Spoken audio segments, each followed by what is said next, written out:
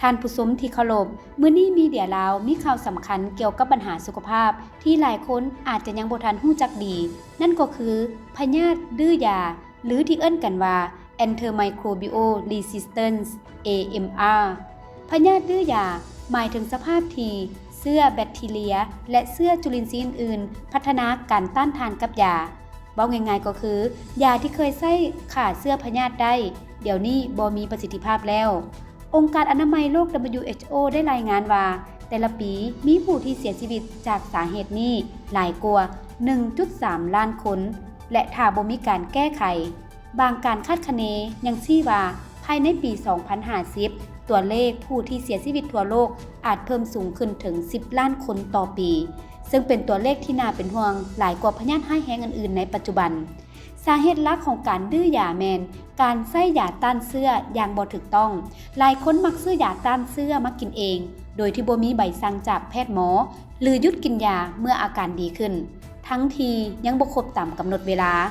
การกระทำแบบนี้เฮ็ดให้เชื้อแบคทีเรียมีโอกาสพัฒนาการดื้อยาได้นอกจากนี้การแบ่งปันยาให้กับคนอื่นกินการขาดสุขอนามัยและการใช้ยาต้านเชื้อในสัตว์ก็เป็นปัจจัยที่สำคัญเช่นเดียวกันเมื่อเชื้อพยาธิดื้อยาผลที่ตามมาก็คือการปิ่นป่วยยากขึ้นเพราะพยาธิที่เคยปิ่นป่วยง่ายอาจกลายเป็นภัยคุกคามถึงชีวิต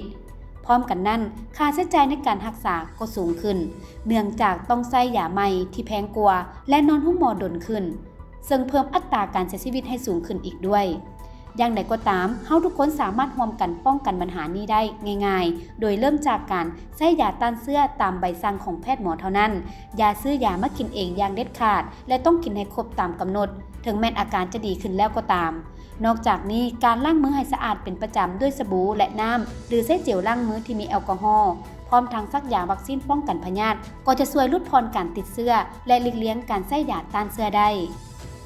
มีเดียลาวขอเน้นย้ำว่าปัญหาพยาธิดื้อยาแม่นความรับผิดชอบร่วมกันของพวกเขาทุกคน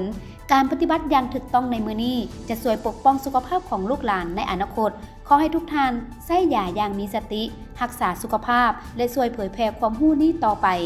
สำหรับข้อมูลเพิ่มเติมท่านสามารถปรึกษากับแพทย์หรือสถานบริการสุขภาพใกล้บ้านท่านวันเฮล